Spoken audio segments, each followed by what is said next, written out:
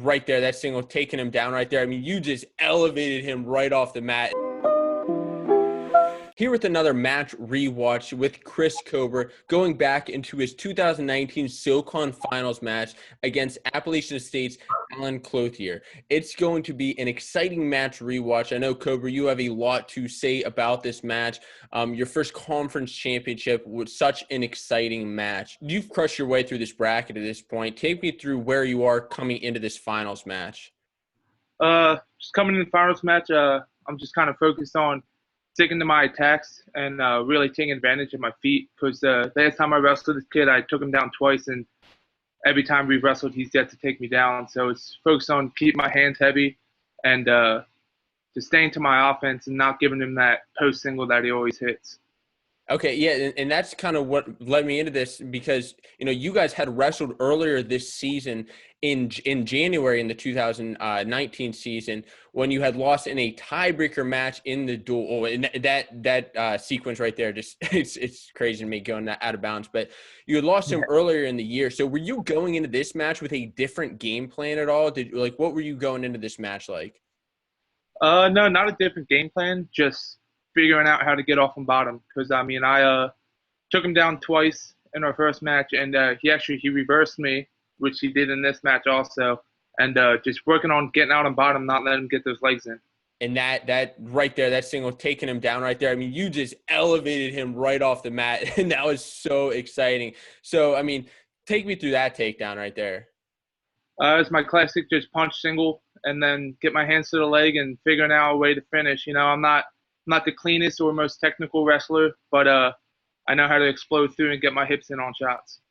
And that's, a question I asked you. So, how would you describe your style of wrestling? Because we see you right at the beginning of this match, just going hard at him, batting him down. Just, kind of pushing him out of bounds, very aggressive. How would you describe your own style? Well, honestly, it depends because if I'm going 97 like I did my freshman year, it's still heavy hands, but it's more of working on technique and getting in good position and not really muscling my way through because I'm a small 97, but down at 84, I feel explosive, feel stronger, feel faster. So 84 is definitely the better weight class for me. And I just explain myself as a physical, in-your-face, nonstop, aggressive wrestler. In your face, yeah, definitely. And that's tough for a lot of guys to handle. So you mentioned, working off bottom was something big for you here. And at this point, you just escaped. It's 2-2 now, and you're tied up still in the first period. So what are you working for here? Yeah, I'm just trying to keep to my offense. He's taking some shots, half shots, and he's being stingy with my underhooks. And we get in a crazy situation here where I kind of get out of position for a quick second, and I try to kick out, and I'm out of bounds. And they awarded him the 2 at first, but I was already on the hardwood surface, so they ended up taking away that takedown, which was big for me. And then just getting back to my underhooks and looking for that punch single all the time because he doesn't like when I'm heavy on his head, and digging those underhooks. Right. Yeah. We kind of skipped over that challenge portion. There were about a minute there reviewing that call.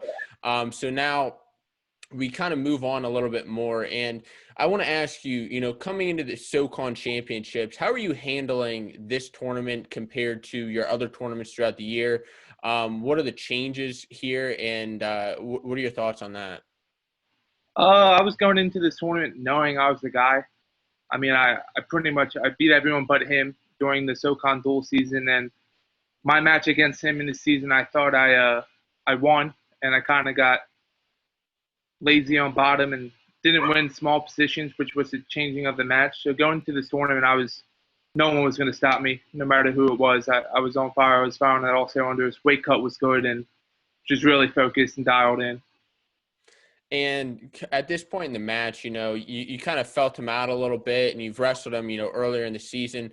Was there anything different that you felt like he was doing during this match, or any kind of changes you had to adjust to? He was doing a lot better job of sliding out of the underhooks. Where we wrestled earlier, he would try to pinch down, which is I like more when people try to put weight on it because I can attack both sides when they do that. But he was staying more stationary. Like my hand fight really wore him out in that first period, and he wasn't moving his feet as much, and he couldn't get to that punch single. And every time he tried to, I was there stuffing it because that's the only thing I knew he had in his arsenal against me. Okay. And, this match too, I mean, coming into the 2019 SoCon finals, I mean, it was a big chance for Campbell to end up winning the championship. I mean, how important was this match in particular? And did that play any effect into how you took on this finals match? No, going in, the coaches never told me this was like a big swing match where if I win this, we eventually clinch the team title. And I was just going in wrestling my match. Honestly, it's tournament season, so yeah, you want the team to win, but at the same time, I'm not gonna try to put myself in bad positions to get the extra yardage. I'm trying to win and qualify for nationals, and so happened to be a big match for the team too that I was able to come up clutch for.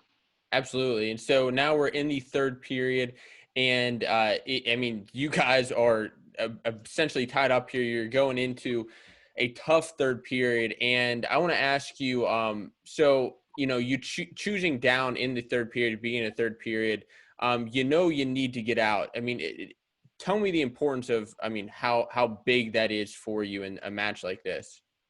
Well, it was 3-3, and I really only had one good exchange on my feet with him.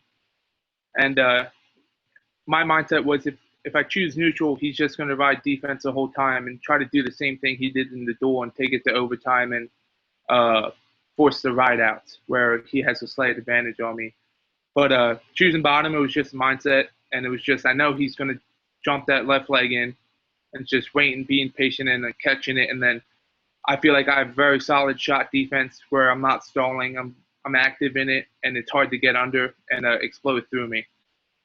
So at this point, do you remember if there were any stall calls at this point in the match against either of No, you guys?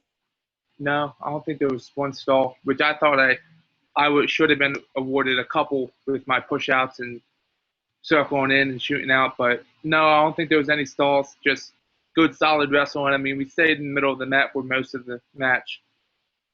Now, about 30 seconds left in this match. I mean, you're in on that shot. So, what are you looking to do here? You're kind of in the lead. Are you looking to score? Are you looking to defend at this point in the match as far as your wrestling style goes?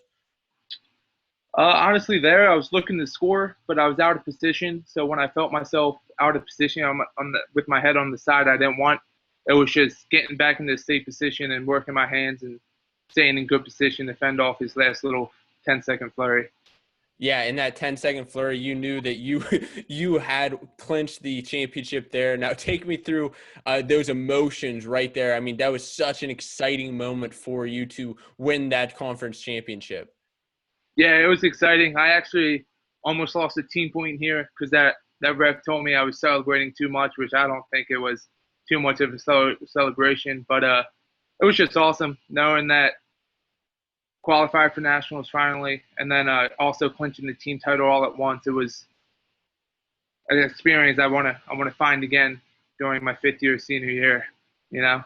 Absolutely. Yeah, I was actually kind of curious about that exchange with the ref there. I saw coaches kind of yelling at you to get back on the mat. And, at times I think the refs can get a little overzealous with the celebration calls in the championships, but, that's kind of their own prerogative there. But, yeah, I mean, such an emotional, exciting moment for you. What did you take from that match going into your future seasons now? Just working on bottom still. I mean, I feel like I can compete with anyone on the feet in the neutral position. It's my strongest position, and working on my top and bottom. Where this year I found a ride I like, and I'm getting better on top. But working on bottom, just being confident on bottom. Not being hesitant, just like I'm on my feet, being aggressive, and just working on getting out and just keep standing up no matter how many times I get returned or how long I get written, just getting on my feet because one takedown can take away their riding time and their points for riding me out. All right, Chris Kober, what an exciting match we just rewatched there. Thank you, Campbell Wrestling fans, for following along and continuing to support the program. Thanks a lot, Chris.